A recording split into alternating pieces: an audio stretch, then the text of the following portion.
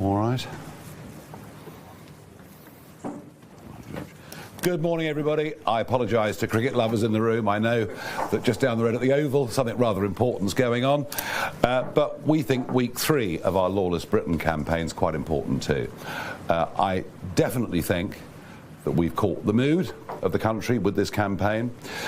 All sorts of arguments over statistics, but what is beyond doubt is that there is a very strong and growing perception in the country that something is wrong all the way through, from policing on the streets, right through the courts and all the way to the prison system. For us, one of the good things has been the number of new people that we've managed to attract to the campaign, a couple of whom will be joining us, or are joining us today. There is certainly rising public anger out there in the country. As you can see, the number of protests that are taking place outside migrant hotels up and down the country is indeed evidence of that. And increasingly, the migrant hotel issue has moved really from one of fairness, why on earth have people been given all these things, to very much about the safety of women and children. For all the government's talk about protecting children, which they claim is the sole purpose of the Online Safety Act, our criticisms of that and the impositions on free speech that have been imposed just in the first week of its operation have led to them sinking to the depths. I would suggest that comparisons that somehow we're siding with Jimmy Savile were wholly inappropriate at every way. But what we will today be talking about is a cover-up. A cover-up that in many ways is reminiscent of what happened after the Southport killings last year. I will say to all broadcasters when we get to this segment of today's press conference, nothing we say will in any way be in contempt of court. And indeed, to quote Jonathan Hall KC, who is the independent reviewer of terrorism legislation, he said in the wake of Southport that we should spell out the basic and sober facts. And that's exactly what we will do today. But before we get to that segment, I want to introduce you to some people that have joined us and are joining our campaign. Rupert Matthews is the Police and Crime Commissioner for Leicestershire. Formerly, he served in the European Parliament as a member there. He's twice been elected as a Conservative, but today he comes across to us as our first Police and Crime Commissioner. Rupert. Thank you. And welcome on board. Thank you. Well, morning everyone. Now, I've known Nigel off and on for several years, so I asked him what he wanted me to say to you all today. Great man that he is. He said, you can say anything you like, he said, so long as you tell them why you're joining Reform. So here goes. I joined the Conservative Party in 1984. That's over 40 years ago. I joined a Conservative Party that was putting Britain first, that put the British people first, and that championed freedom. The economic decline of the 1970s was overturned, the Falklands were liberated. But now our great country faces new challenges and new dangers. As Police and Crime Commissioner for Leicestershire and Rutland, I daily face the fight against crime. I see ordinary, hard-working people burgled, robbed and mugged. Shoplifting is getting out of control. Antisocial behaviour is turning too many of our town centres into an apocalyptic wasteland of lawless Britain. Now, I've got nothing but admiration for our police officers and PCSOs. They're doing a fantastic job, but they're fighting crime with one hand tied behind their back. The courts impose sentences that too often are derisory. And Labour's early release scheme means that crooks are back out after serving a fraction of their time in prison. Now, it's all because our prisons are full. They're full of foreign criminals who should be deported the day they are convicted, not kept here at the expense of British taxpayers. It's no wonder that criminals do not fear the justice system. No wonder that the law-abiding have almost given up on reporting crimes. And our wonderful police officers are let down even by their own senior commanders. The National Police Chiefs Council recently sponsored the abomination that is the Police Race Action Plan. That concluded that people should be treated differently depending on which ethnic group they came from. That is a disgrace and the very epitome of two-tier policing. We need to cut the dark heart of wokeness out of our criminal justice system and allow the police and courts to get back to what they're supposed to be doing, which is keeping our communities safe. It's not just crime and policing where the old regime is betraying the British people. Immigration, free speech, net zero, the Mauritius deal, a government facing bankruptcy, all of this foisted on the British people without their consent by woke tyrants convinced that they know best for the rest of us. Governments of all parties have played their role in the decline of Britain. It's almost as if they've looked at countries like Lebanon and Libya, the policies that have led to them becoming failed states, and thought, that looks good, let's try that here in Britain. Now, Kemi Badenoch's recent shadow cabinet reshuffle was her chance to set the Conservative Party course for the future, to put together a dynamic team to make the changes that this country needs. Instead, she brought back a man who can't even commit to leaving the European Court of Human Rights. Her reshuffle reminded me of nothing so much as when Edward Heath turned his back on Selsdon Man, a cowardly capitulation to establishment orthodoxies that led Britain to disaster. But there is a choice. There's a better choice, and he sat right over there. Now, I was in the European Parliament with Nigel. I saw the daily abuse, sneering and contempt that was heaped on him by the great and the good. But Nigel didn't cave in.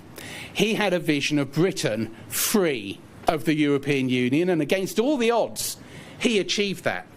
Today, he has a clear vision of Britain free of the tired, old regime, and he has got the courage to deliver that vision. The self-serving, self-entitled liberal elite who have let our country down time after time after time are now on notice. Their day is almost done. Be they Conservative or Labour governments, everyone knows our politicians have failed us all. They have let this country down. They have let the British people down. Enough. Now it is time for reform. Thank you. Richard, thank you. Thank you. And I did say he was Police and Crime Commissioner for Leicestershire. I forgot Rutland. My apologies to Rutland, who often feel left out.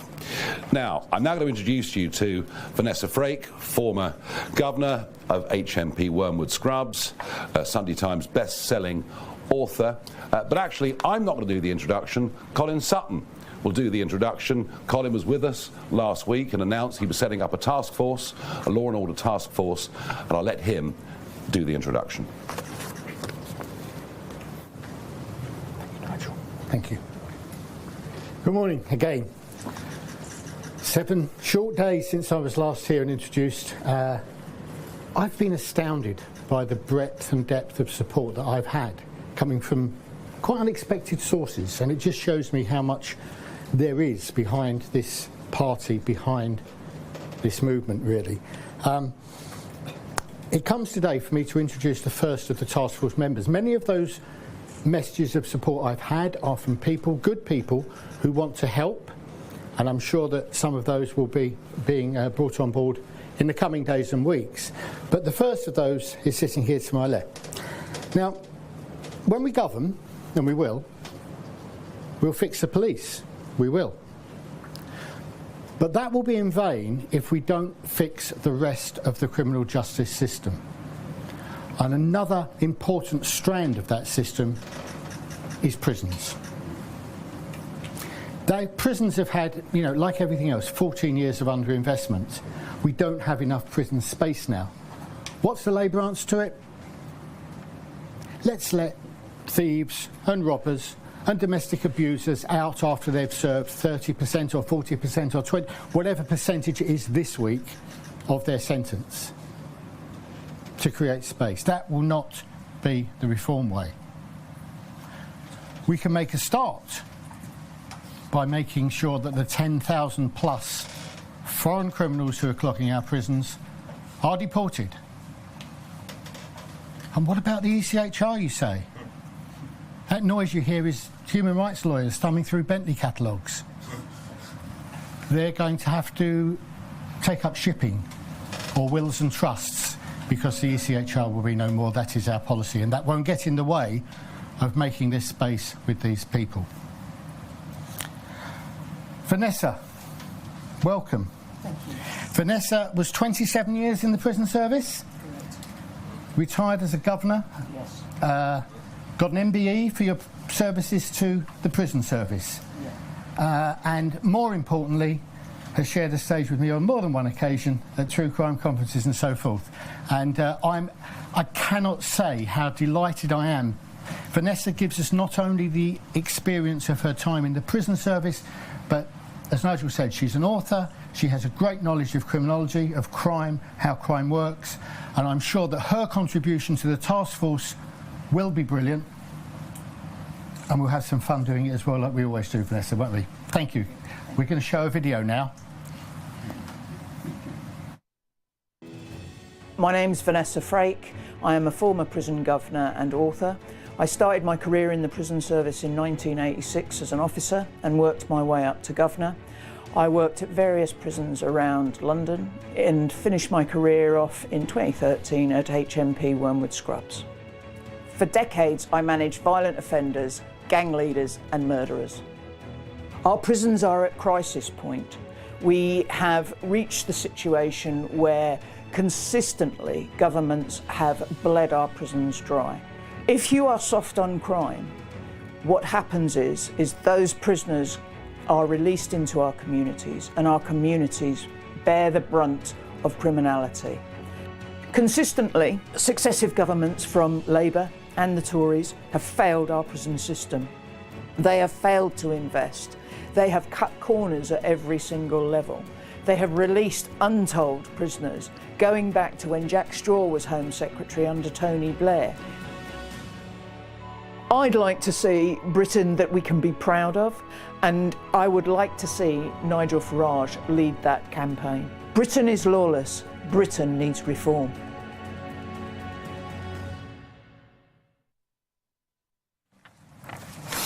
Good morning, everybody. As the video says, my name is Vanessa Frank. I am a retired prison governor. I was the governor of HMP Wormwood Scrubs for 4 years, and I served in the prison service for 27 years. I'm here today to announce that I am officially joining Reform UK and will work with Colin Sutton and others on Reforms UK's Law and Order Task Force. I'm not a traditional politician. I've never been a member of any political party. I've actually had a real job working within our prison service, ensuring criminals are locked up, the public are kept safe, and prison officers are protected. When I started at Wormwood Scrubs, I was assigned the task of cleaning up D Wing. D Wing was the lifer wing. It was the worst of the worst, where the lifers spent their time. It was dirty, run down, and had major drug issues. My attitude to the task was assertive and no nonsense. That's the approach that I will take for my role within Reform UK. In 1986, I joined the prison service. I was proud of my job and I was proud of my service, and I still am. But now, seemingly, everything we hear is negative about the entire justice system. Successive governments, Conservative and Labour, have driven the prison service to its knees through lack of investment, support and an unwillingness to allow people who know what they are doing to get the job done. The public's confidence in our prison and justice system has been entirely lost. Prison escapes risen by 30% in the last year. Attacks on prison officers are at record highs. There were more than 10,500 assaults on prison staff in the last year alone. Incidents of drug fines in our prisons risen by 25%. Incidents of weapons have risen by 12%. Incidents of mobile phone fines have increased by 14%. Our prisons are in a crisis caused by Labour and the Conservatives. What have the solutions been? They've let 10,000 prisoners out of jail early. To let criminals out of jail before they even serve their full sentence is a disgrace. They have ignored the concerns of the police, probation, prison officers and the public, whose communities will bear the brunt of criminality. Establishment politicians have pretended as if Britain isn't lawless. We all know it is. We see it on a daily basis, rampant criminality on the streets, repeat offenders facing little consequences, and our towns and cities become increasingly unsafe. Successive governments have appeased prisoners such as Axel Rudakabana, the Southport killer, Hashim Abedi, the Manchester Arena bomber, allowing them the freedom to cook their own meals. Why should dangerous murderers and terrorists have this right? A right that they can then use to attack prison officers by throwing hot cooking oil over them and creating improvised blades to stab them with. It's abominable. I would like to see a government that grabs the bull by the horns, and I believe Reform UK, with Nigel Farage as Prime Minister, would be that government. He is the leader this country needs to make Britain a safer and more secure place to live. Let's back the prison service and support them. I want prison officers to be able to do their job without fear of being attacked, and for their families to know that they will get home safe every day. I want a tougher prison regime for prisoners who will never be rehabilitated. I look at the Supermax prisons in America, and I'd like to see a version of that replicated in Britain. And for the prisoners who won't serve life sentences, well, let's try and make a real effort at rehabilitation and release them back into the communities to be more useful members of society upon that release. That will be my focus on our task force. That is my background and experience, and it is only right that I look to improve the prison service and ensures it runs as I ran my prison when I was a governor. Reform UK, I believe, can help make that a reality and restore law and order to Britain. Britain is lawless, and Britain and our justice system needs reform, and I'm very much looking forward to being a part of it. Thank you. Excellent, and welcome. Well, Vanessa, thank you, and it is indeed a very, very sorry tale what is going on in our prisons. Now, I've been wondering for over a year whether the truth was being withheld from the British public. It is not, as I've stated already, in any way at all a contempt of court for the British public to know the identity of those who allegedly have committed serious crimes. I felt that in the wake of the Southport attacks, and I feel that ever more strongly today. You would have seen a story that broke in the Mail on Sunday concerning events in Warwickshire over the course of the last few days. And we're joined today by Councillor George Finch. He's the leader of Warwickshire County Council, who is going to share with us the sorry tale. George.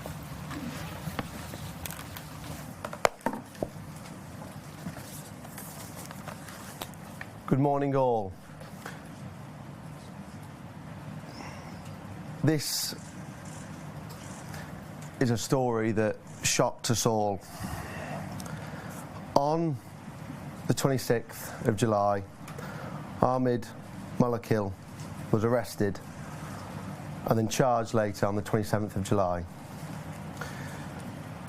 I was made aware of this incident on Tuesday, July 29th. I will be looking into why I wasn't informed immediately.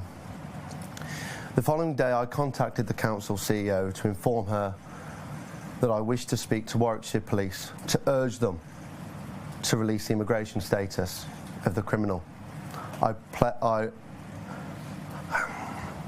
thing is, I was begging for this to be released.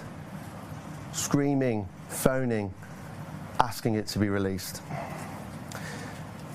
I sent an email, afternoon, Monica, the CEO of Warwickshire County Council. After hearing the news and reading your email regarding the 12-year-old girl who was raped by an asylum seeker who lives in a HMO in Stockingford in Nuneaton, my hometown, I think transparency is needed, and the people of Nuneaton and the wider Warwickshire area have a right to know who the man is and his background. How can we work with Warwickshire Police to ask them to release the information regarding the details of this man? This is a deep-rooted issue regarding HMOs housing illegal immigrants that are affecting our communities. So I urge you to work with me as Warwickshire County Council leader to ensure Warwickshire Police can release the information to the public in the appropriate manner. I then later phoned the Police and Crime Commissioner for Warwickshire, who informed me that he was on holiday and that he doesn't know much about the case. I was sickened by those comments. Anyone can pick up a phone and speak to me, speak to the CEO, speak to the Chief Constable. And then on Saturday, the 2nd of August, I was informed by the CEO of Warwickshire County Council that a second man, Mohammed Kabar, has been arrested and charged with kidnap, strangulation, and aiding and abetting the rape of a girl under the age of 13. It was at that point that I wrote a letter to the Home Secretary, Yvette Cooper, and the Chief Constable of Warwickshire Police, Alex Franklin Smith, in which I called for all immediate release of the immigration status of the two men. I've urged them to work with me as leader of Warwickshire County Council, and I will be working with all the borough councils and the district councils within Warwickshire to fight against these HMOs that are being put up to house illegal immigrants, and the hotels are in Warwick District Council. And I want to say to all reform councillors and all councillors in the country that this has to stop. Our communities are at a breaking point, and that's why we need reform to change things. We're the last line of defence against the blob, the cover-ups of the councils, and we have to fight every step of the way against this blob, and this is what we're doing on Warwickshire County Council. It has to stop. A 13-year-old girl has been raped by 2 asylum seekers, and I was told that if I released this, I would be in contempt of court, and that I cannot release this due to this phrase, community cohesion. That's the problem. They're trying to cover up the minority, the people that are coming over on boats illegally, and the people of Nuneaton are hurt. They've had enough, and that's why I'm urging all council leaders from all parties to join me in campaigning to stop the housing of illegal immigrants in HMOs with Serco and the illegal immigrants in hotels. That's all I've got to say on this matter today. So thank you, and I'll pass back on to Nigel.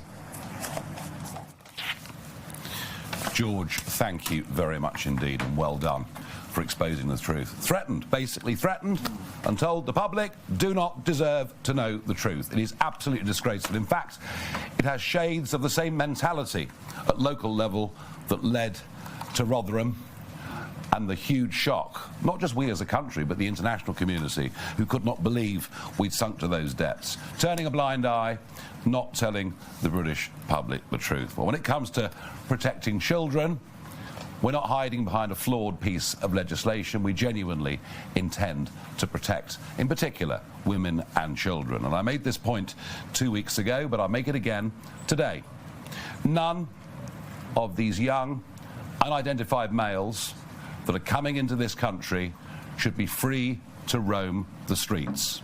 They should be detained ahead of them being deported. And that is absolutely what we stand for as a party, and we mean it. And we'll do that to protect the British people. We have simply had enough. OK, moving on. I have a list of questions. Let us start with Henry Zeffman, BBC. Thank you very much. Can I just take you back to something you said right at the start? You talking about the government and the Online Safety Act, and you said they claim that protecting children is the sole purpose of the Online Safety Act. So you seem to think there is a real hidden purpose. What is that? Well, if it was to protect children, why on earth would an elite police force be set up to monitor what people say online about events such as what's occurred in Warwickshire just last week? Why on earth are we seeing the extent to which online material has been censored, including, I was hearing this morning, even historical comments about Richard III? I mean, this is the beginning of state censorship. It is very worrying and very frightening. As for the intended purpose of the Act, a process begun by the Conservative Party, fully understandably, because of suicide kits being available online and all of these terrible things. Yes, of course, the original intention of the Act was honourable and correct in every way, and we would stand behind it. The trouble is that I suspect most 13-year-olds are more tech-savvy than the Science Minister, Peter Kyle, because they simply go to VPNs where they can't just access what's on the web, they can even quite easily find themselves in the even deeper and darker recesses of the dark web. Do we want legislation that protects children? Yes. We're going to have to find a tech solution to it. The government is not there with it. Thank you. Catherine Foster, GB News.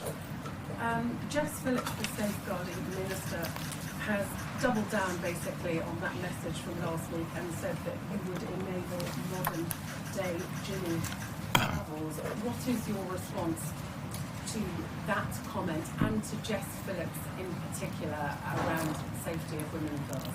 Well, Jimmy Savile, of course, famously was never online, ever. Never owned a computer, never went on the web. So that's an inappropriate comparison.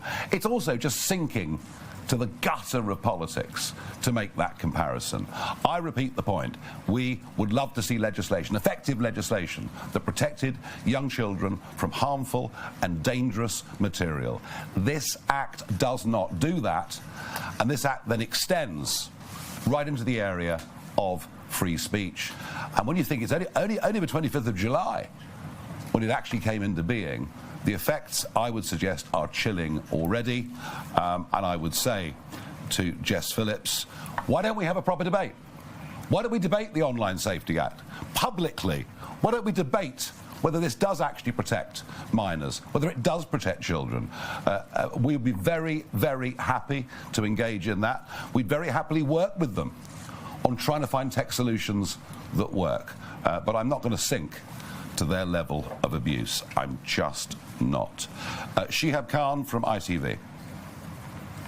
Shihab Khan from ITV News. The government has released a range of new measures, both over the weekend and today, that they say is intended to try and stop these crossings from punishing those posting on social media, advertising channel crossings, and reforming the asylum system and the appeals process. I suspect you'll be very critical of that, but what would you do instead if you were empowered to get the backlog down and to stop those crossings from happening? Well, the big story is they're going to spend £100 million on this. Wow. We've given the French £800 million already. And every calm day, we see the French Navy escorting vessels literally from the beaches of Gravelines or wherever it may be to the Midway line. And yes, you can employ more officers and you can do whatever you want and you can put more border force boats in the channel and more drones and spotter planes in the sky. And you can speed up the asylum process. Easy. Just wave everybody through. In fact, from Sudan, Eritrea, countries like that, that's pretty much what we do already. None of this stops people coming. Why do people come? They come because they know they have an over 99% chance of staying.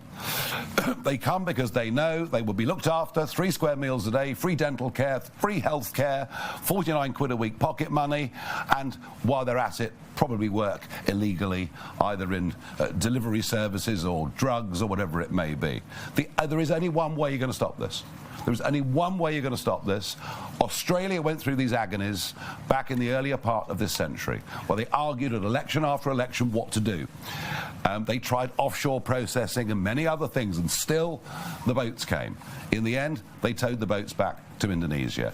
We will make it absolutely clear, as Colin has said already, that the ECHR, whatever its good intentions in the post-war world were, is no longer fit for purpose in any way at all, and we will be free to detain those. And by the way, all around the world, if you enter a country illegally, you will be detained and deported.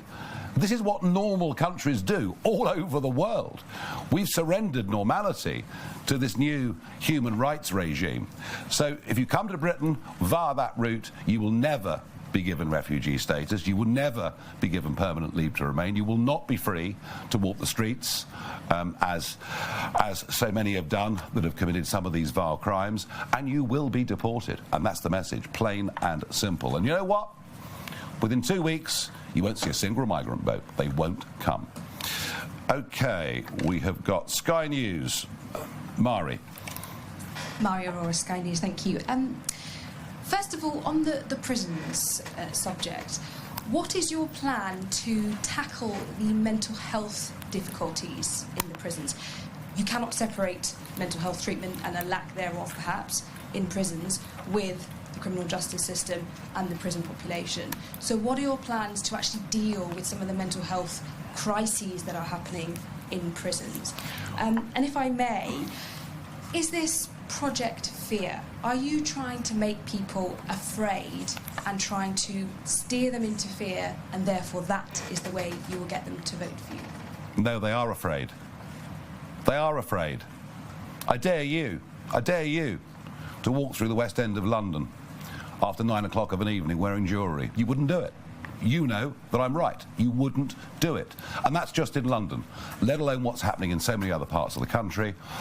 And the genuine fears that mothers have, particularly for teenage kids, when we know already that an Afghan male has a 22 times more likely chance of being convicted of rape than somebody born in this country. The fact that 40% of sexual assaults in London over the course of the last 5 years have been committed by those born overseas.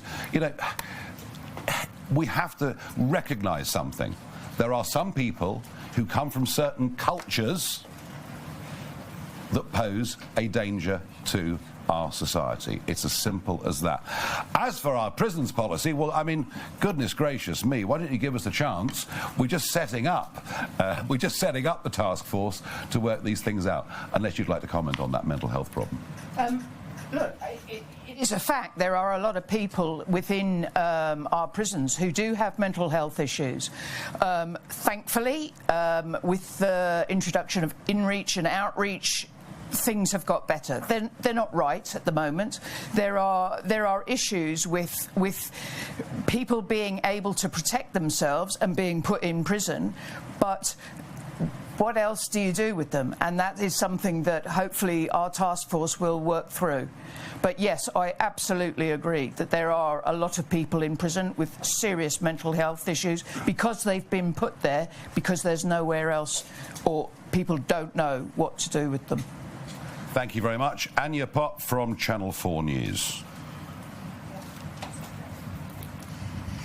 You say migrants in hotels should be deported. Mm-hmm. Where should they be deported to if their country isn't safe or if another country won't accept them? I'm sorry, I've had enough of this. If you come from Afghanistan, you go back to Afghanistan. End of. This idea we can't send people to certain countries, all the false claims that people make about their own personal lives. I'm sorry, we're done. We're done. We've had enough. Andy Bell, Channel 5 News. Thank you. Andy Bell, 5 News. You talked earlier about boats being towed back to France. You must know that's a very dangerous operation. Are you prepared to take the risk that a boat could overturn because a British Border Force boat or a Royal Navy boat has got involved, trying to tow it, maybe trying to push it? Is that a risk you are prepared to take? Well, I didn't talk about boats being towed to France. I talked about boats being towed to Indonesia, pointing out that in the end was the way the Australians sorted it out. Look, you know, I want to make it very, very clear that the absolute, you know, if everything else was to fail, we would tow the boats back to France, which the last time I looked was a relatively civilised and safe country. But I believe if you put all the other measures in place, you won't need to do that. Simple as. And by the way, what is dangerous and what is causing loss of life is us having a sign effectively up on the White Cliffs of Dover saying everyone welcome. To our knowledge, there are 18 that have died so far this year. Nearly 50 died last year. But that wouldn't be a British boat or ship getting involved in trying to turn that boat around. That's my point. Well, I do not think, I tell you what I really don't think, that after 800 million quid that the French Navy should be escorting boats to the 12-mile line in the way that they currently are. Natasha Clark, LBC. Hi, Mr Farage. You said today that police need to be able to release as much information as possible about those potential offenders. So are you saying that they should, the police, in all cases, release the names, addresses and immigration status of people after they have been charged with an offence? Your critics will, of course, say that this is going to inflame community tensions. This could cause unrest on our streets. We are already seeing a very precarious situation. Is that not just going to make things far, far worse? Thank you. What caused unrest on our streets after Southport last year was us not being told the status of the attacker. That led to crazy conspiracy theories spreading online. You know, so look, you know, I've made it perfectly clear through this press conference, and George understands this absolutely as well. You know, we do understand and respect the contempt of court rules. But, you know, I'm going to go back and quote just one more time Jonathan Hall KC, the independent reviewer of terrorism legislation, a watchdog over this area, you know, who said in the wake of Southport, we should spell out the basic and sober facts. He also said that governments should stop hiding behind contempt of court rules. People need to be given reasonable truth. And, you know, we might not like the truth, but we can accept the truth. But to have masses of speculation as to what might have happened makes things, I think, far worse than they otherwise would be. Claire Ellicott, Daily Mail. Thank you. Could you just set out your views on whether trans women should be on female prison wards? And also, do you agree with Trump's deadline for Putin?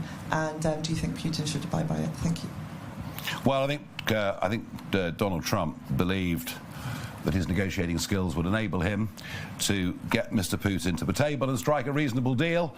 Since that time, Putin has showed how completely, wholly unreasonable he is in every single way. So we'll see what happens with those negotiations.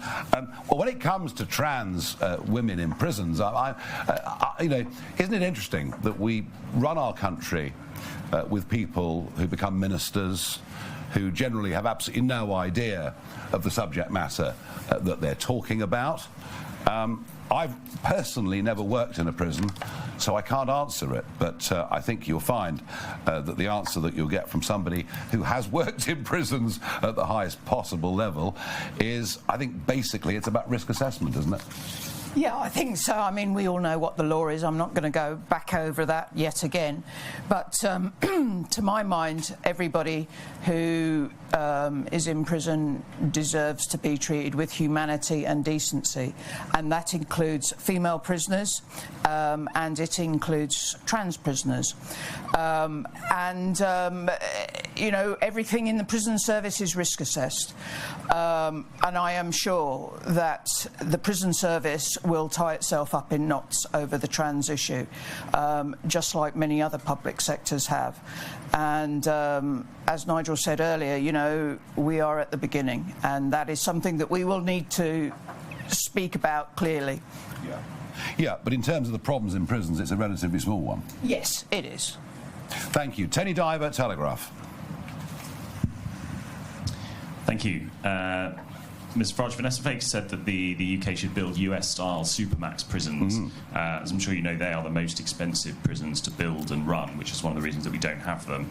Have you considered how we might afford to build and run them? Your costing document that you've released suggests costs of prison building that are far smaller than that. And is there a danger here that you're making a lot of promises to voters that you couldn't possibly afford to? No. We laid out very clearly a plan. This is week 3 of the campaign, and we laid out very clearly a plan. I was asked about the cost of that plan, to which I said, I think on the day, how can we afford not to do this? Now, the supermax prisons, have we costed it? Have we thought it through? It's a debate. The point about this task force is we're starting a debate, and we'd rather like it to become a full public debate too. Can I also say, I didn't say we should build supermax prisons. I actually said a supermax regime. There is a totally different thing, and converting part of our high security estate into a supermax wing would be relatively easy. Very good. Thank you very much indeed. Aubrey Allegretti from The Times. Thank you. Hello. Sorry, hovering in the corner here. It's standing room only. Aubrey Allegretti from The Times. Can I just press you a little bit further on Natasha's question? She was asking whether police forces should be obliged to publish the details of people who've been arrested and charged. I think you were basically suggesting that you thought that was right, but can I just get your confirmation that you definitely think... Yes, I absolutely think that they should, and I think, particularly given there's a pretty febrile atmosphere around these areas, particularly sexual assaults and rapes, you know, where the temperature on this debate has risen significantly. Yes, I do believe they should. Thank you for that clarity. Can I just ask one more as well? Go on then. Thank you. You said that you wanted to detain all small base arrivals. Yeah. Where are you planning to put them? We're going to have to use military bases. We're going to have to move very, very quickly to do it. Believe me, we're not going to have this problem. Once people know that it's not a free trip coming into the United Kingdom, they will stop coming, and they'll stop coming within a fortnight. Right, Caitlin Doherty from PA. Hi, I think it was Mr. Sutton mentioned prisoners being released after a certain period of their sentence, 40%, 50%. Can I take it from that under a reform government, all prisoners would serve 100% of I think you're asking me to.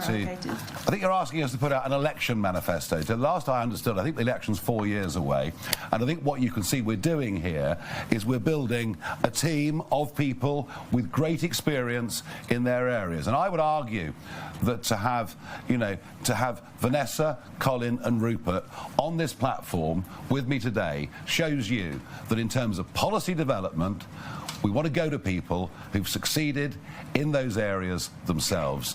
And you never know, we may even have ministers in the next government who have never been politicians in their lives but know the subject matter about which they speak. Does Reform currently have a policy about whether prisoners will be able to serve any of their sentence on licence? Well, we basically think people should serve their sentences, yes. Otherwise, what's the point of the whole thing? Right, let's go to Christian Calgie, Express. Morning. Vanessa has said this morning that we need to be better with rehabilitation, but you've said that you'd send violent offenders to El Salvador who have a very different approach to... nice try, but go on, keep going. I just wanted to get a broad... Do enjoy yourself. Philosophical view. Are you carrot or stick when it comes to prisoners? And Vanessa, I wondered, obviously we're at the start of, as Nigel keeps saying, a policy review process, but could you talk a bit about the issue of Islamist influences within prisons and how big an issue that is and how you might start to deal with that? OK, Christian, perhaps you weren't at the last press conference. You missed it. Well, there you are then.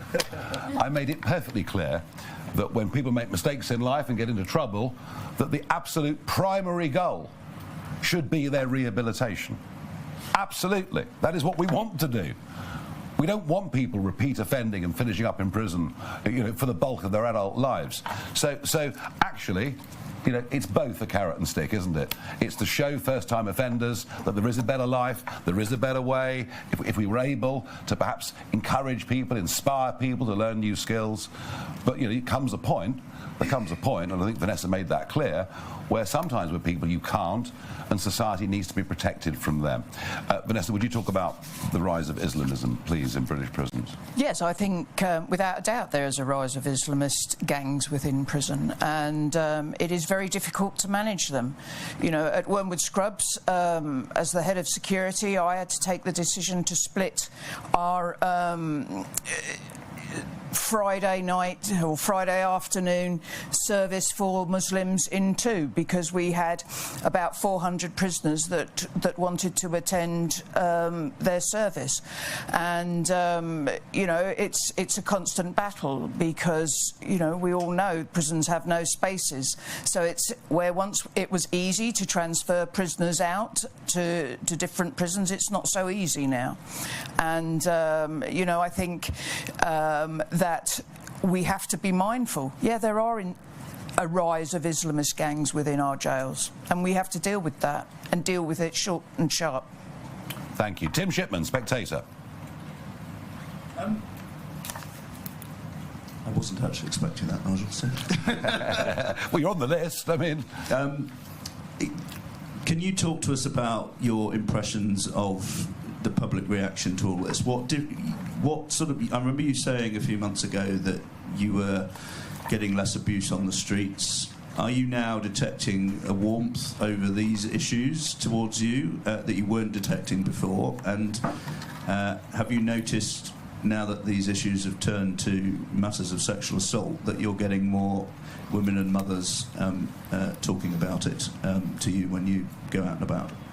Yes is the answer to that, very, very clearly. And it was interesting, wasn't it, to see the protest, the very peaceful protest of the women dressed in pink that were outside Canary Wharf yesterday, protesting, I have to say, very peacefully, quite why the police seemed to think a Section 43 was necessary, and to prohibit them from going back within 28 days. And maybe it was the masked thugs from Antifa who perhaps they should have been focusing their attentions on. Just an observation, just a thought. But I do think one of the things that's happened over the course of the last few weeks is, without doubt, we're definitely seeing not just high-profile women coming to reform, and you've seen one or two of those on the stage here and in Wales over the course of the last few weeks, but I think generally out there, I think there is grave concern, particularly amongst mothers, about their teenagers, whether they can let them out. So yes, I think this is perhaps this issue has spoken a truth to people that they've been feeling increasingly for some time, and I think that maybe changes the complexion of how people view reform. You know, the sort of, when I came back into this last June, people regarded it as being a bit of a blokish party. Something to do with my reputation, I can't quite think why. But I think that's changing, and changing very rapidly, and this campaign is very much a part of that. Anna Gross, Financial Times. I'll do it without this. All right. Have you received any communications from J.D. Vance or other members of the US administration saying they support your policy of repealing the Online Safety Act? And a second, if I may, will all reform-led councils block the use of HMOs to accommodate asylum seekers? Is that already a policy? Is it something that you're starting to do? Yes, we were absolutely, all those councillors, all those nearly 700 councillors that were elected back on May the 1st this year, absolutely. And it's quite a debate, isn't it? Because whilst it's the hotels that have the visibility, and that's where the protests happen, in some ways the HMOs are even worse than the hotels, because you're next door, they're over the road, you don't know where they are. And this is the problem, is that in Warwickshire, in the north of the county where I'm from, Nuneaton, Bedworth, we don't have a Margaret Hotel, but we've got loads of HMOs that are increasingly popping up. But in the south of the county, there's loads of Margaret Hotels. People have had enough. You know, like I said during the campaign, we have three things in Warwickshire reform: honesty, integrity and transparency. And when this come across my desk, I couldn't break away from my instincts. Transparency is the key to this. If you keep on and tell the people the truth, They understand and they know what to work with. This is the point. If we highlight them all, people can understand. The Home Office are telling Warwickshire Chief Constable, telling Warwickshire County Council, oh, we're not going to tell you where all the HMOs are. We're not going to tell you.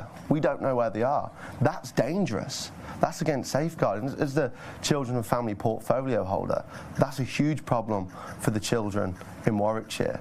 It's about safety. It's simple. Yeah, and it's actually worth you talking to Sarah Pochin. One of the big elements that came out of the Runcorn by-election was the HMO issue. Who said, well, there's a house here and 10 or 15 people from a completely different culture have been put in this house, and they say they've been following our kids to school, and we're very, very scared. I recommend that you talk to her. As for the JD Vance, I can't remember the answer to that. Oliver Harris, Politics UK. Thank you. Good morning. Some 500,000 people have signed the parliamentary petition calling for the government to repeal the Online Safety Act. I wonder, one, what are your thoughts on that? And two, could you see any instrumental benefits of the Act in its current form, if any?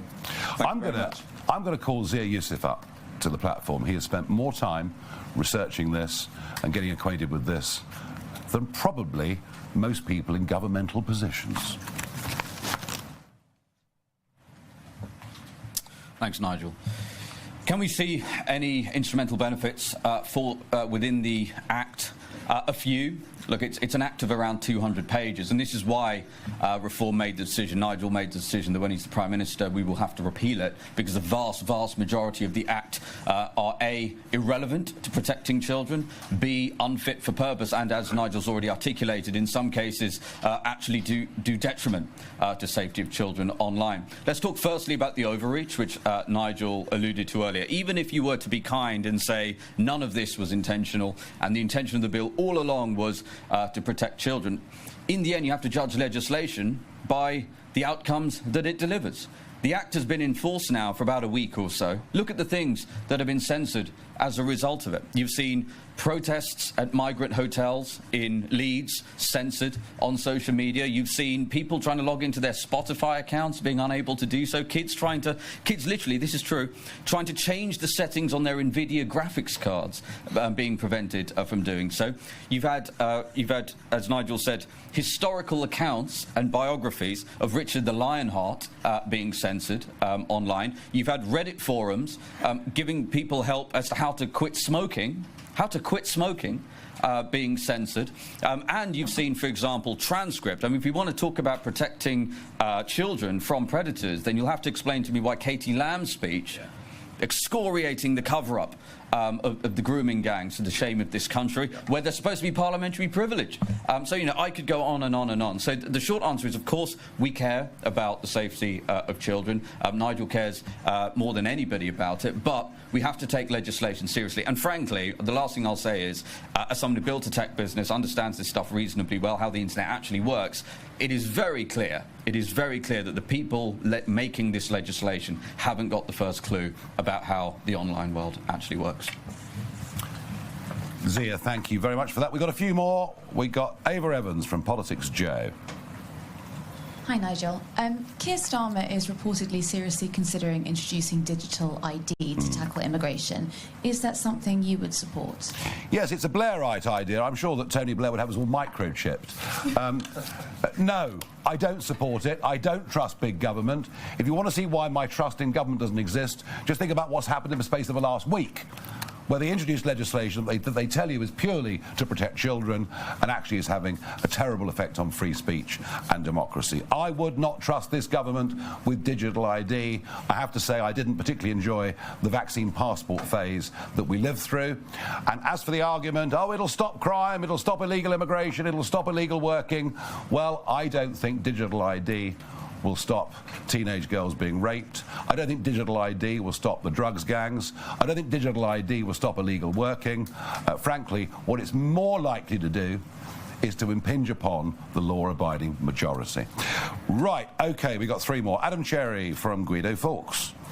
Thank you. Can I just get your reaction to the news that the Labour Party is relying on analyses of reform voters and profiling of reform voters provided by Hope Not Hate, given that Hope Not Hate repeatedly refers to reform as far right. Yeah, which is moronic. And Labour are going to struggle. They're going to struggle to profile reform voters. Do you know why? They are not only spread geographically, and didn't we rather prove that point in the recent Scottish Parliament by-election? We're not only spread geographically, but of all the parties, we have the greatest spread of age ranges of people voting for us, of religions, ethnicities, and now almost exactly 50-50 male-female voters. So to profile your average reform voter, well, they probably think we're all knuckle-draggers, but I'm afraid, I'm really sorry, but they're just wrong. OK, Will Hazel from the iPaper. Hello, thank you. Vanessa Frank spoke about the desperate need for investment in the prison estate very powerfully. Is that consistent with the very significant tax cuts you're offering? And just on tax, I'm not sure if you've seen, but Neil Kinnock has urged Rachel Reeves to extend VAT to private healthcare in the same way that Labour did with Brilliant. Schools. Could I get your reaction? Oh, well, that Kinnock chap's marvellous, isn't he? Why don't we get everyone to emigrate? You know, the talk of wealth taxes. I mean, can you not see what's happening? There is an exodus from this country of high taxpayers. There is an exodus from this country of young people who are not yet big earners, but many of whom are the entrepreneurs of the future. I understand 54 schools have closed, private schools have closed this year already. And I would say this, rather than putting VAT on premiums that you pay to private healthcare, perhaps if we gave people a bit of tax relief on paying for private healthcare, we might just relieve the pressure off the National Health Service. So I think they've got this all completely the wrong way around. Last question, Jessica Elgert from The Guardian. Hi there, Nigel. Are you in any way concerned that the comments Mr Finch made earlier might put a trial and a potential conviction risk? And I'm not talking about the comments about his immigration status, but about some of the terms he used to describe the case.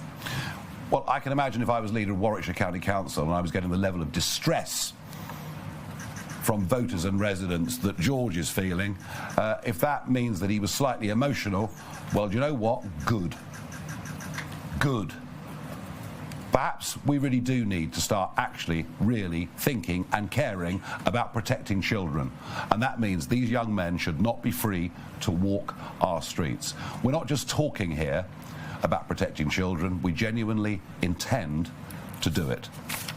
Thank you very much indeed, everyone.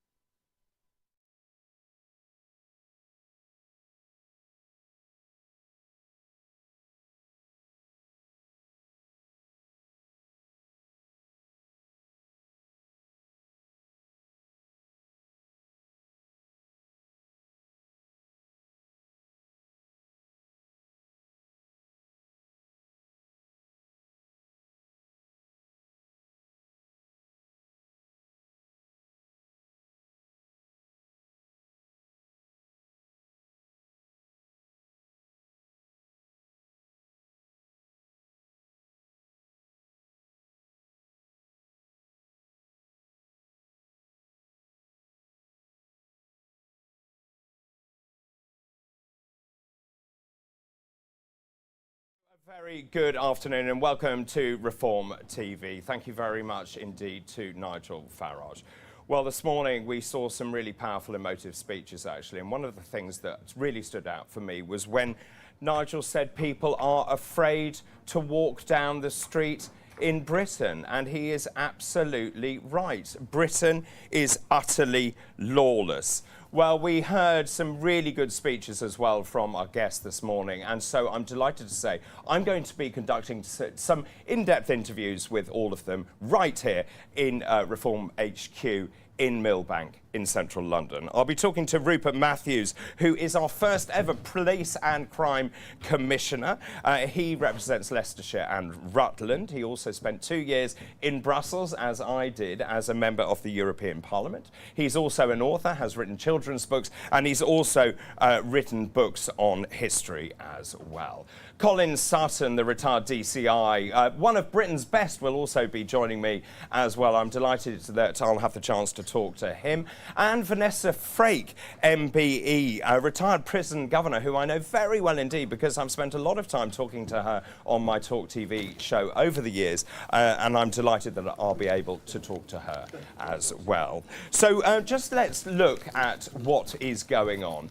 Britain is definitely lawless. Let's look at some of the figures that we now know. Total crime is 50% higher than the 1990s. It's twice as high as the 1980s. It is 4 times higher than the 1970s. What is going on?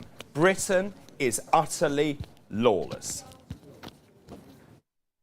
Crime is falling. You hear it every year. Crime is falling. So please don't worry your poor little heads. We will never apologise for standing up for Britain and saying the truth. What are any of us supposed to do when those in charge do absolutely nothing? I've had enough of daily muggings, daily stuffings, seeing gangs roam my streets and balaclavas terrifying my children. We're tough on crime. No, they're not. We need to restore law and order from the bottom up. People need to feel safe again. Britain needs reform. We're actually facing, in many parts of our country, nothing short of societal collapse. And people are scared to go out of the shops, scared to let their kids out. Reform will be the toughest party on law and order and on crime that this country has ever seen. We will take back control of our streets. We will take back control of our courts, of our prisons. And if you're a criminal, I am putting you on notice today that from 2029, either you obey the law or you will face very serious justice. Zero tolerance policing.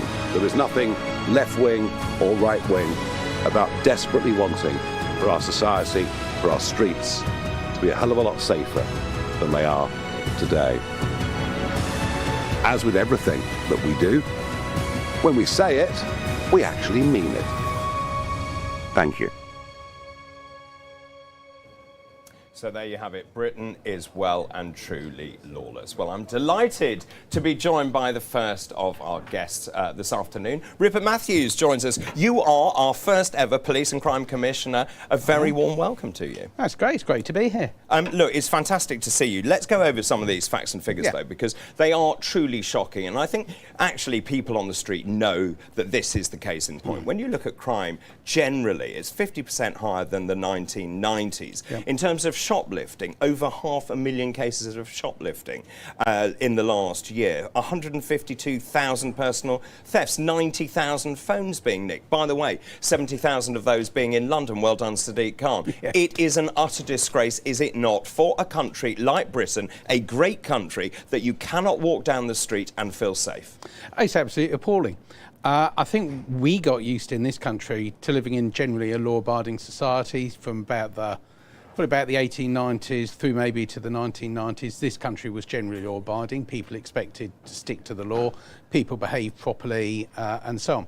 What we've seen since then, in my opinion, is that many of those in government and civil service, police, criminal justice system sort of forgot why we were a law-abiding society. We became a law-abiding society in the later 19th century because we had firm law and order. People knew if they break the law, they are going to get caught and they are going to get punished.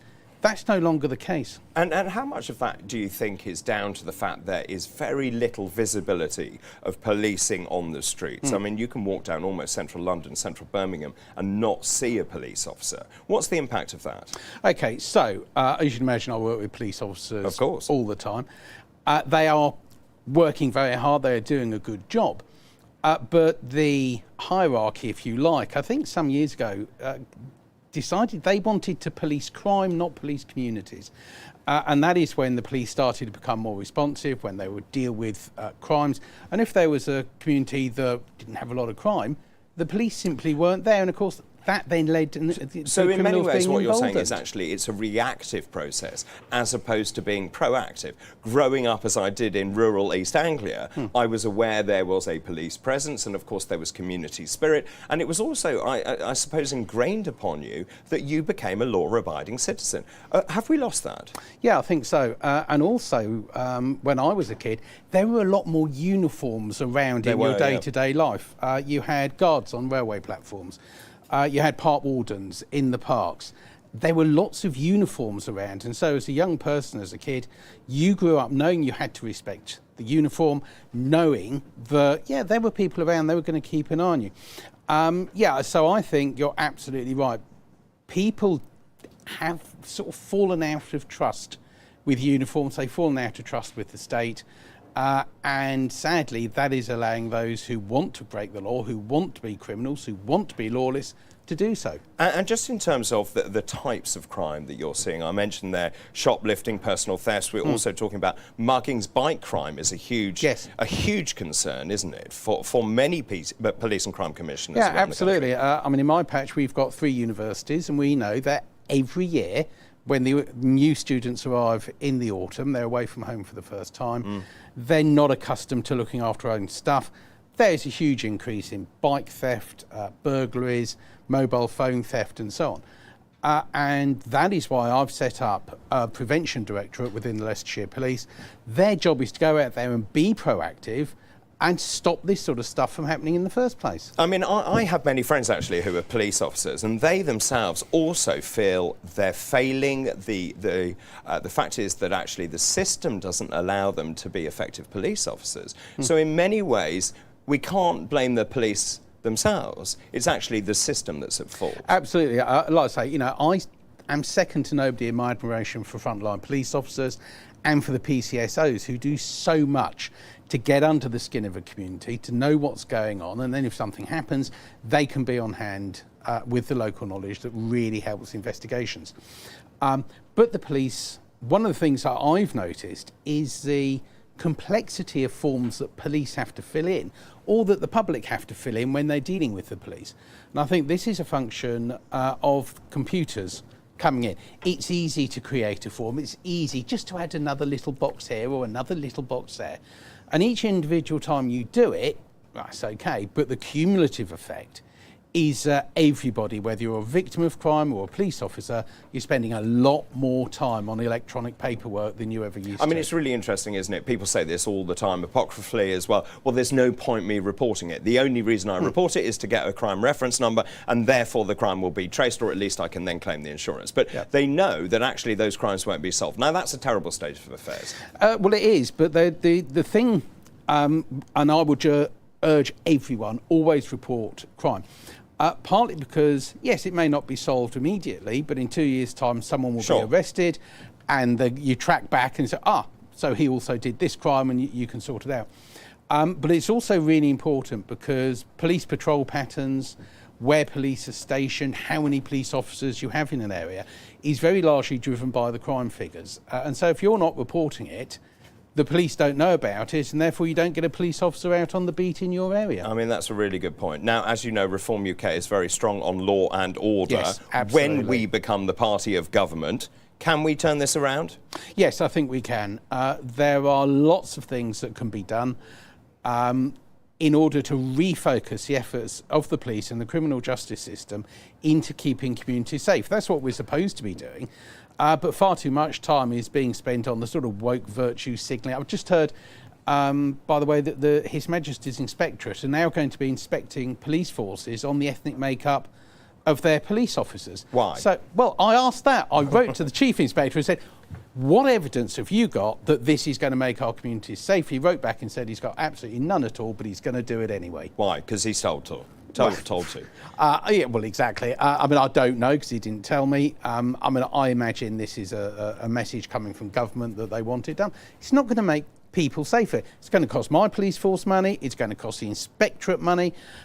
Lots and lots of public money is going to be spent on this, no community would be safer at all. Rupert, really good to talk to you. Thank you very much. And welcome aboard Reform UK. It's great to be here. Now, my next guest is Colin Sutton. He is, of course, a retired DCI, widely regarded as one of Britain's most effective and respected senior detectives. He is quite literally one of the best. He's spent 30 years in the police force. He has actually investigated some of the UK's most high-profile and complex murder investigation. Here are his stories. Now, we're now going to talk about real policing and about a real policeman, somebody with a very, very distinguished career to reverse lawlessness and take back control of the streets. And we really are, as a party, absolutely delighted to welcome Colin Sutton on board. You might be asking why I'm here, why reform, why now, why do this? I do know, actually. For 14 years, we saw the Conservatives wreck our country and wreck, for me, the most important institution in that country, which is our police service. I find every single day I'm thinking to myself, is Rishi Sunak still holding Keir Starmer's beer?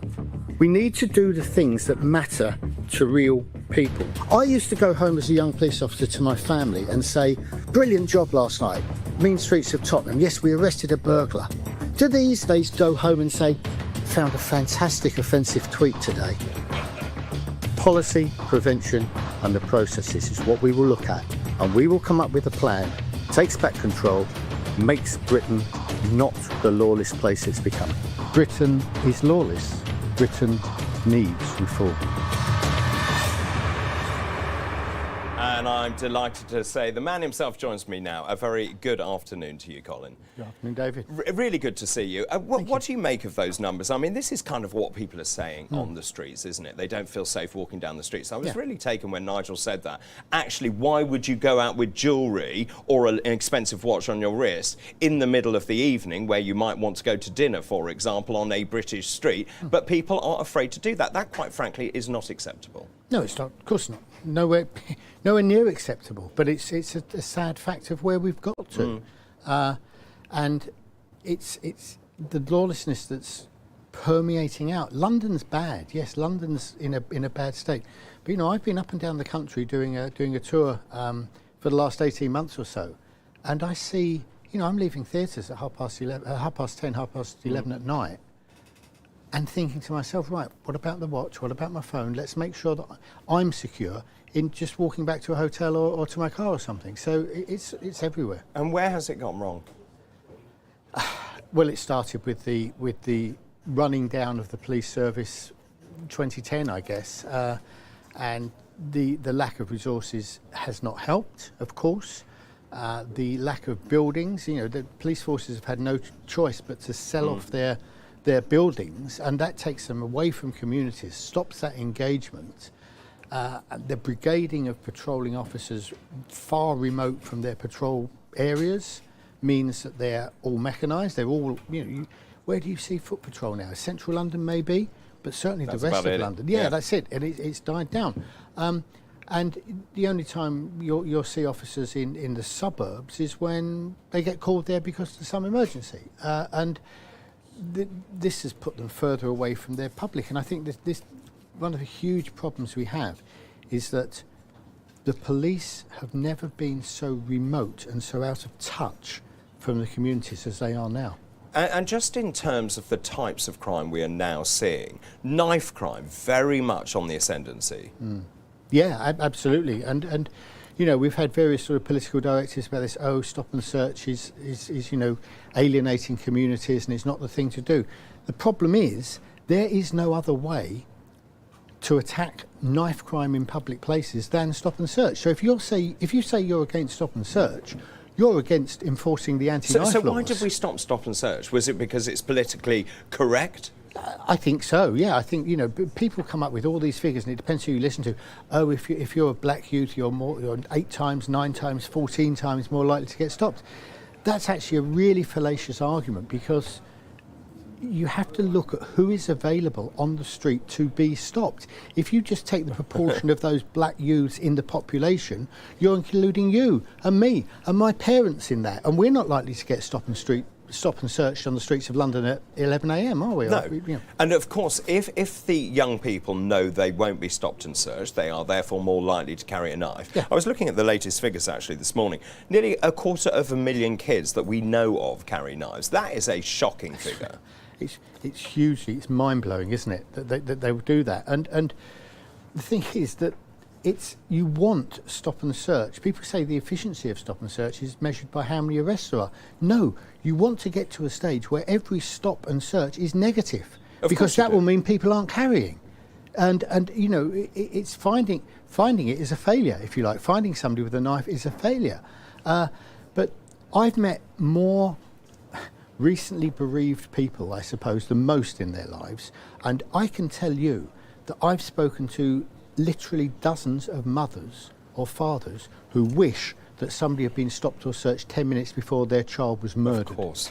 And you know, that's the reality of it. You can look at it from a political or an ideological point of view, but it's when you speak to the reality of people who are involved and people who have lost loved ones to this that it brings home what a state we're in. And obviously, as a doctor by training, I know there are something like 4,000 hospital admissions from knife crime alone. Yes, absolutely. Absolutely. And that's a terrible waste of time for the medics, but also, as you say, I mean, in Absolutely. terms of the impact on those families, if those kids are killed, they wish, of course, they didn't have a knife, or at least the parents wish they'd known their kid had a knife. Yeah, I mean, that's right. And you know, you can it's window dressing again. It's so often with this company, oh, we'll ban the sale of zombie knives. Most stabbings are effected with kitchen knives. Yeah. Are you going to ban those? No. You know, and you've got an acute problem and you've got a long-term chronic problem. The acute problem is stopping that person who's down there now with a knife who's going to kill somebody. The chronic problem is, yes, it's about male role models and absent fathers. It's maybe about youth clubs. It may be about all the other things we can do around that long term. But somebody will get killed tonight unless that person down there is stopped and searched. Can we just also talk and move on to talk about drugs? Because drugs have fundamentally changed crime in this country. What have you seen over the course of your career? I think the first thing was that we saw the movement from acquisitive crime in terms of robbery, you know, high-level robberies, armed robbery, if you like, that suddenly these organised criminals realised there was a lot more money in drugs and it was a lot safer, in terms that they didn't come up against police officers with firearms very often, and also at that time the sentences they were going to get were pure. So there was this kind of move away and from armed robberies and stealing money to actually importing drugs and selling that on the streets. And of course, what that then does is that these people who are addicted at the bottom levels, they will then commit low-level acquisitive crime to fund their habits. So much of the acquisitive crime, much of the burglary and the robbery from street robberies, thefts from cars, is all driven by drugs. And I don't know what the answer is to it, because my instinct is to say we shouldn't legalise. My instinct is to say we shouldn't legalise because, you know, we're not sure about the harms. We certainly know about the harms that cocaine and that heroin can cause, and I guess the jury say they're out, but there's lots of evidence to say that even cannabis is harmful to psychological health. And particularly strong cannabis. Yeah, particularly the skunk that we see and smell everywhere now when you walk in London. So I don't think it's easy to say that legalisation is the answer, but certainly our efforts at prevention by enforcement have not really borne fruit. And it actually is the same kind of argument as to why it's so fatuous of this government to say, in terms of illegal migrants, we'll smash the gangs. Yes. Because we've been trying for 50 years to smash the drugs gangs, and how's that worked out? Well, I was going to say exactly that. Of course, Yeah. we haven't smashed the drug gangs at all, have we? No. And looking at those figures, you're absolutely right. 50% of thefts are down to drugs, and actually, when you look at shoplifting, it's 70% of shoplifting is down to drugs. So there's an argument to say that actually our drug policy in this country doesn't work. Now, what do we do about that? Do we decriminalise drugs? I think most people would be against that. Do we legalise them? I think most people would be against that, but clearly the current strategy is failing.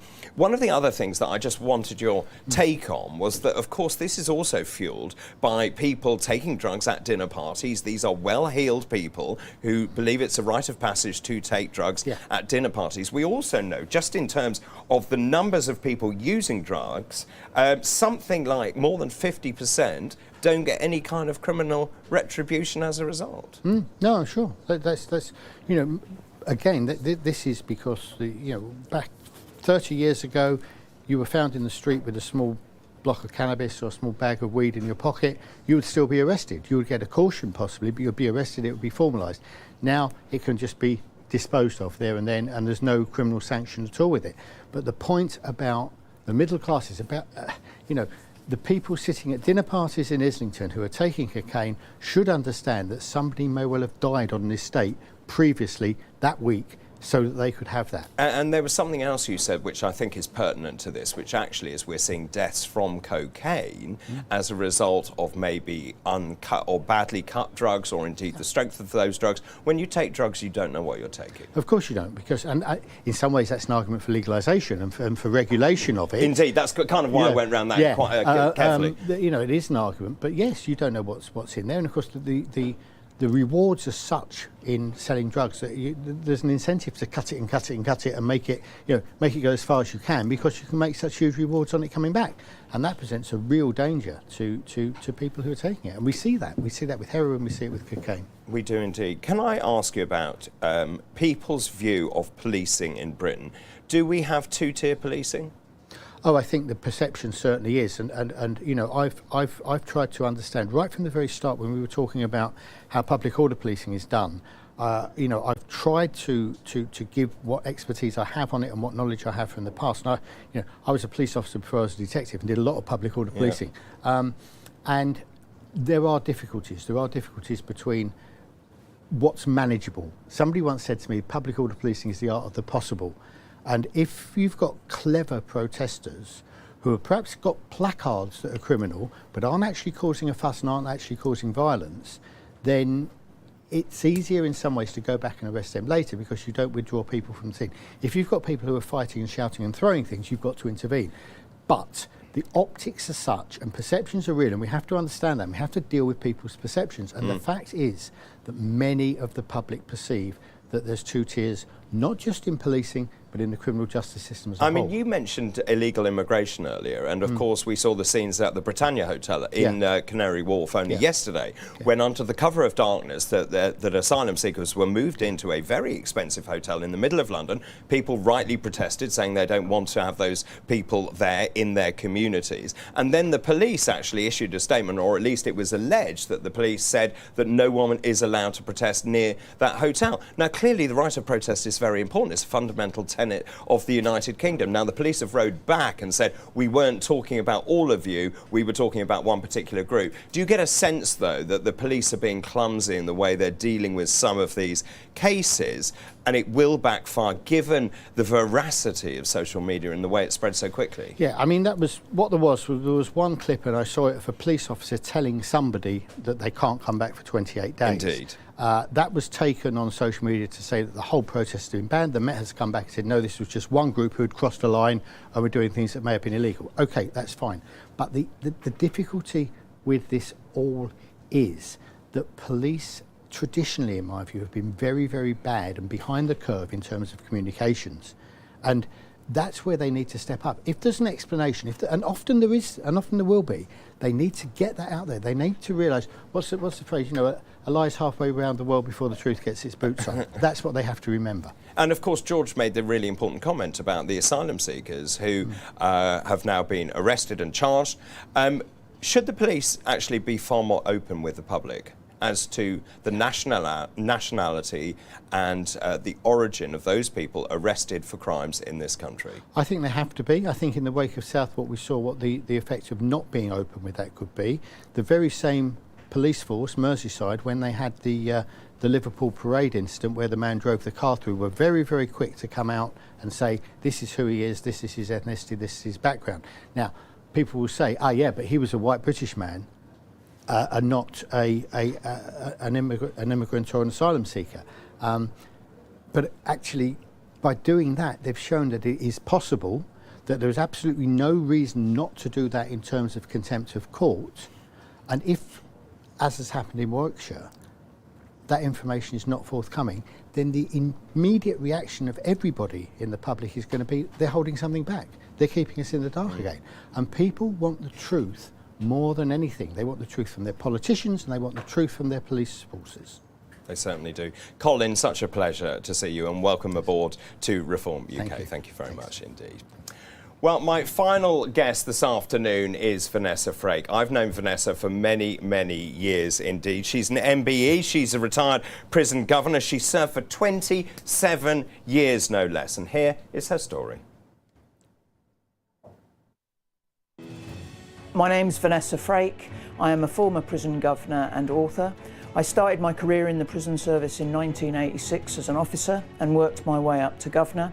I worked at various prisons around London and finished my career off in 2013 at HMP Wormwood Scrubs. For decades, I managed violent offenders, gang leaders and murderers. Our prisons are at crisis point. We have reached the situation where consistently governments have bled our prisons dry. If you are soft on crime, what happens is those prisoners are released into our communities, and our communities bear the brunt of criminality. Consistently, successive governments from Labour and the Tories have failed our prison system. They have failed to invest. They have cut corners at every single level. They have released untold prisoners, going back to when Jack Straw was Home Secretary under Tony Blair. I'd like to see Britain that we can be proud of, and I would like to see Nigel Farage lead that campaign. Britain is lawless. Britain needs reform. And the great lady is with me now. Vanessa, really good to see you. We have spoken over so many years, haven't we, on Talk TV? We have indeed, And yeah. I've interviewed you about the prison crisis. It gets no better. It continues to be in abject kind of chaos and crisis. When you look at the prison numbers, I mean, fundamentally, there aren't enough prison places. No, I don't think there are. But, you know, this is 15, 20 years of our Tories government increasing sentences, which I have no problem with, but not put in the infrastructure. And I kind of liken it, if you're going to build a new estate of 5,000 homes, then you need to put in infrastructure. You need to have a GP surgery, a shop, a school, you know, green spaces, the infrastructure. And prisons are the same. So if you just, all you do is increase sentences and not look at prison places, not look at staffing, not look at how you're going to manage those prisoners, then unfortunately you end up where we are today. Well, you've hit the nail on the head, haven't you? The fact is the population's gone up by 10 million, and of course we don't have the GPs, we don't have the infrastructure, we don't have the prisons. When you look at the numbers, 87,000 prison places, we currently have 88,521 inmates in those prisons. So what's that? 1,500 over. And of course what we're now seeing, the government's great idea is you release people after they've served 40% of their time. That is not fair, it's not right, and it shouldn't happen. No, it shouldn't. And also, David, don't forget that those prisoners who were sentenced to whatever and only do 40% of their sentence now, they're going out early and aren't going to be ready to go out. They haven't done their reoffending programmes. They haven't probably got a home. They haven't learnt any trade within jail. So actually, we're doing them a disservice. What I'd like to know is those that were released last September, October, how many of those were recalled to prison? And do we have the numbers? I don't have the numbers. They haven't been released as yet. So just in terms, just give me the thought process behind the Justice Secretary deciding that this is the best way to deal with the prisons crisis, is to release people early and put them back into a community which is already feeling vulnerable, where we're seeing soaring crime. None of that makes any sense at all. No, and I'm sure, like me and you probably, you know, the scenes of the mass releases last year with them being picked up by Rolls Royces and popping champagne corks, you know, and what does that say to the British public? Well, it's okay to commit crime, and well, it glorifies and you get, it, doesn't it? Yeah, and you get out early, but that's not how it should be. And I think that the Labour government actually panicked.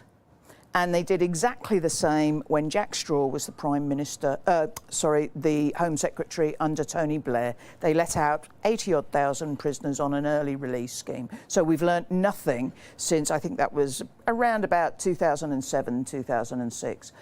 So we've learnt nothing in the last 20 years. And in your speech, you mentioned foreign nationals. When you look at the numbers, and I mentioned, 87,000 prison places, 10,000... Yep. 10,000 of those are foreign nationals. Why are they here? OK, so, well, they've obviously committed or alleged to have committed some sort of crime. The issue is, though, David, and I think a lot of people don't understand this, is that many of those are still on trial. Many are on remand. So they're not convicted. We're not saying that there are 10,000 convicted foreign nationals languishing in our prisons. What we're saying is, as a whole, there's 10,000, but a lot of those haven't been to court yet. And so that's where the court system falls down. Exactly, because it's the whole justice system along the way. So if you could expedite the court cases, yes, you could get a decision, and therefore you could actually either deport, absolutely, or you could actually let people free. Yes, pretty much. And again, where does that all fall down in your experience?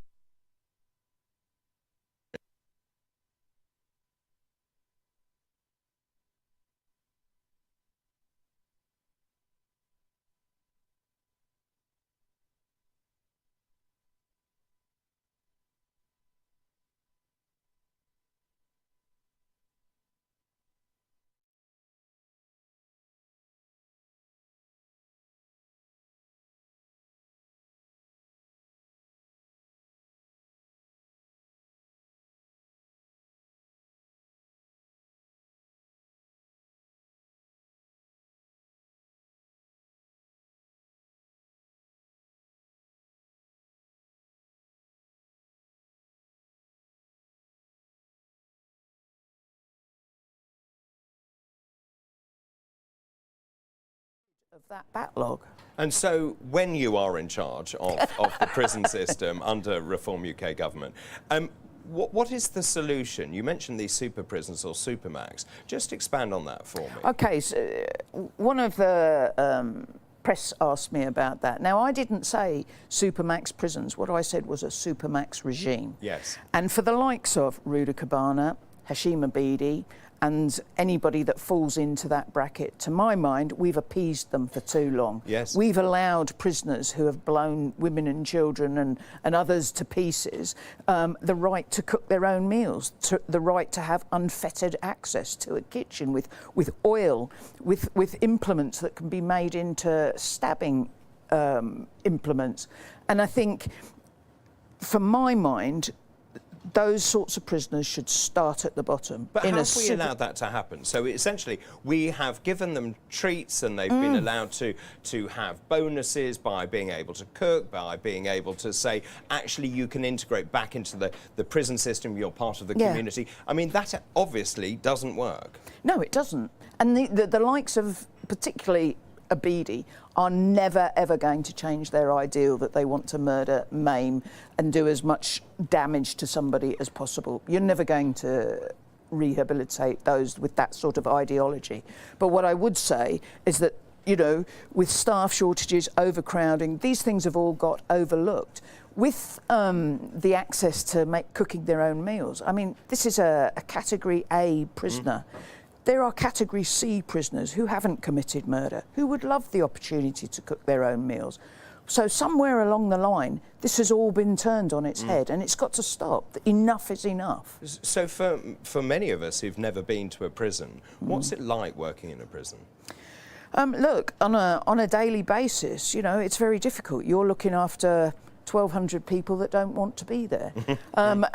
That's the basis of it. And, you know, many of them have social problems. A lot of them can barely read and write. Many have mental health issues, substance misuse issues. And, of course, it's a volatile place. You see things in a jail on a daily basis most people don't see in a lifetime. But that doesn't stop it. The fact that prison officers have a right to go to work and be uninjured, and a right to go home at the end of their shift to their families. And to do that, what would you enact? Would you give them protective clothing? Look, when I was at Scrubs, the Prison Governors Association, the Prison Officers Association asked for stab vests. We were told it was too intimidating to have prison officers go on landing. But it's meant to be intimidating. Yeah, well, listen, I have no problem going to Tesco's and see the security guard on the door with his stab vest on. unfortunately, this is a sign of the violence within our society. And whatever happens outside in society, you can bet your bottom dollar it happens in a jail, sometimes worse. But yes, absolutely, stab vests. Yes, now they have body cams, they have batons, they have parva spray. They're currently trialling tasers. I'm not sure that I agree with that because, well, I'll tell you why. Because they're only going to be issued to highly trained staff in the event of a hostage situation or a riot situation. And thankfully, we don't have too many of those. Would tasers have helped in the stabbing of the 3 prison officers at Franklin? No, they wouldn't. They had batons, they had parva spray, and they still didn't have time to draw them.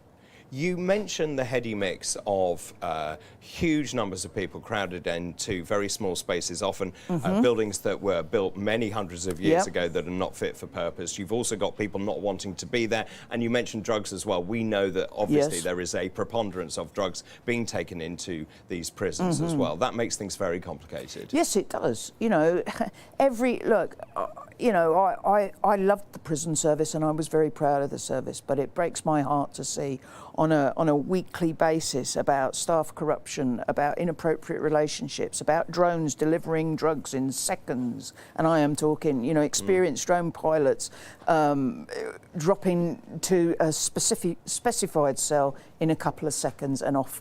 And all the previous government did was to introduce a 400-metre no-fly zone. Well, that's no use nor ornament, is it? No. You know, there is technology. But again, this goes back to investment, where nobody has ever bothered to invest in the technological side of things that can stop drones. So what would you do? Oh, gosh, I think, you know, I mean, somebody else asked me that, and, you know, this is my, first introduction to reform. I'm sorry about that. But to be honest, I think we've got to go back to basics. I think we need to look at vetting. I think we need to look at training. You could become a prison officer in 5 weeks, you know, aged 18. And whilst I'm not saying that the age thing has anything to do with it, what does have to do with it is the manipulation that puts young staff into that sort of hornet's nest, really.